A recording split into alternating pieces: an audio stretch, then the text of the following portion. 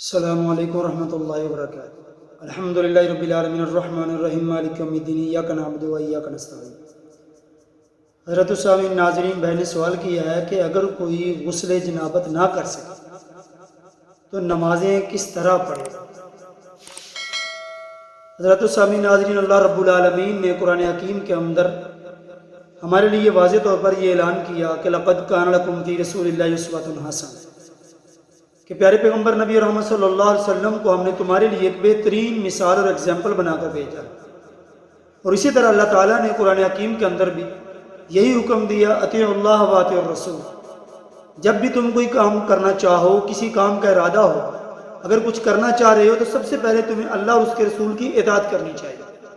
اللہ اور اس کے رسول کی اطاعت کے اندر ہی انسان کے لیے بھلائی اور بہتری ہے، کیونکہ اللہ رب العالمین کے پیارے محبوب نبی رحمت صلی اللہ علیہ وسلم نے ایک دوسرے مقام پر ارشاد فرمایا، ترکت فیکم امرین لن تضلوا ما تمسکتم بہما کتاب اللہ و سنت النبی، کہ میں تم پہ دو چیزیں چھوڑے جا رہا ہوں، جب تک تم ان دونوں چیزوں کو اپنے ہاں پکڑے رکھو گے، تھامے رکھو گے، مطلب اس پر عمل کرتے رہو گے، تم کبھی بھی گمراہ نہیں ہو سکتے۔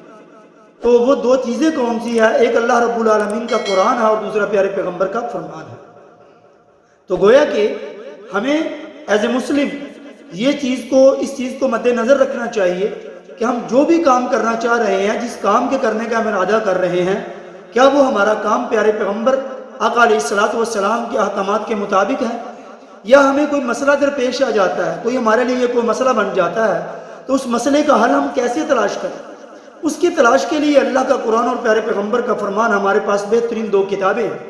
جب تک ہم ان دونوں کے مطابق اپنی زندگی بسر کر سکتے ہیں تو پیارے پیغمبر کے فرمان کے مطابق ہم کبھی بھی گمراہ نہیں ہو سکتے۔ رہی بات اب یہ کہ اگر کسی کو غسل جنابت آ جائے تو اس کے لیے کیا حکم ہے؟ غسل جنابت آنے کا، اگر آدمی ہے یا کوئی عورت ہے، فار ایگزامپل اگر کسی عورت کو غسل جنابت آ گیا، اب غسل جنابت ہے اس کے لیے، لیکن وہ پانی استعمال کرنے پر قادر نہیں ہے۔ اس کی دو وجہ ہو سکتی ہیں۔ ایک وجہ یہ ہو سکتی ہے کہ ہو سکتا ہے وہ بیمار ہو، یا اسی طرح سے ہو سکتا ہے کہ اس کے پاس پانی ہی اویلیبل نہ ہو، پانی اس کے پاس موجود نہ ہو۔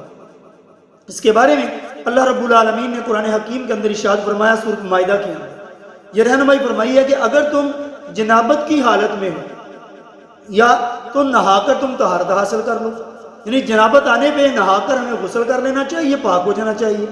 اور اگر تم بیمار ہو یا سفر کی حالت میں ہو، یا اسی طرح سے کسی رفع حاجت کر کے آئے ہو، یا تم اپنی عورتوں کو چھو کر آئے ہو تو تمہیں پانی نہ مل رہا ہو، تو اس حالت میں تمہارے لیے کیا حکم ہے؟ پھر یہ ہے کہ تم مٹی کے ساتھ تم تیمم کر سکتے ہو۔ اب وہ تیمم کیسے ہے؟ وہ اس کے لیے یہ حکم دیا گیا کہ آپ اپنے ہاتھوں کو زمین، یعنی اپنے ہاتھوں کے ساتھ اپنے چہروں اور اپنے ہاتھوں کو آپ مسح کر لیں، اپنے ہاتھوں کے ساتھ، یعنی اپنے ہاتھوں پر مسح کریں، اپنے چہروں پر مسح کریں۔ اس میں ایک تو یہ حکم دیا گیا کہ تیمم کا طریقہ سکھایا گیا، تیمم کرتے کیسے ہیں۔ تیمم اپنے چہرے پر اور اپنے ہاتھوں پر ہوتا ہے، بعض اپنے بازوؤں پر، اپنی کونیوں پر لے کے جاتے ہیں، یہ کوئی سنت سے ثابت نہیں ہے۔ سنت سے یہی ثابت ہے کہ آپ اپنے ہاتھوں کو زمین پہ ماریں، مٹی پہ ماریں، اس کے بعد اپنے چہرے پر پھر ہاتھوں کو مار کر اپنے ہاتھوں کو مل لیں۔ یہی ہمارا تیمم، غسل کا اور وضو کا یہی تیمم ہے، یہ تیمم کر لیں۔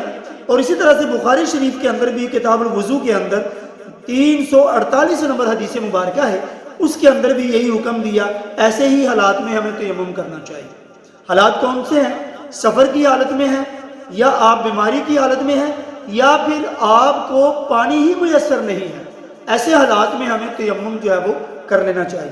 تیمم کر کے ہم اپنی نمازیں پڑھیں، اور جب ہم تندرست ہو جائیں یا پانی میسر آ جائے، پانی استعمال کرنے کے قابل ہو جائیں، تو اس عورت کو، اس ماں بہن کو یہ چاہیے کہ جو نمازیں اس نے تیمم کر کے پڑھی تھی، جو نمازیں اس نے تیمم کی حالت میں پڑھی تھی، ان نمازوں کو پانی ملنے کے بعد، غسل کر لینے کے بعد، ان نمازوں کو دہرانے کی ضرورت نہیں ہے۔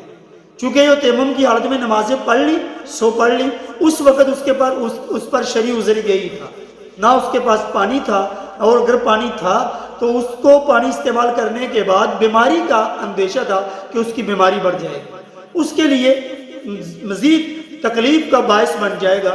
تو اس بنا پر جب وہ تکلیف ختم ہو گئی، بیماری ختم ہو گئی، یا پانی مل گیا، کوئی بھی جو اس کے لیے شرعی عذر تھا، جب وہ عذر ختم ہو گیا اس وقت وہ فوراً اس کے لیے یہ حکم ہے کہ وہ غسل کرے، اور غسل کرنے کے بعد آنے والی اس کے بعد جو نمازیں ہیں پھر ان نمازوں کی ادائیگی ہوگی جو نمازیں تیمم کی حالت میں پڑھ چکی ہے، ان نمازوں کی ادائیگی کرنے کی ضرورت نہیں ہے۔ اللہ تعالیٰ سے دعا ہے اللہ تعالیٰ ہم سب کو صحیح معنوں میں قرآن و سنت کو صحیح معنوں میں پڑھنے کی اور اس پر عمل کرنے کی توفیق عنایت فرمائے۔ وآخر دعوانا الحمدللہ رب العالمین والسلام۔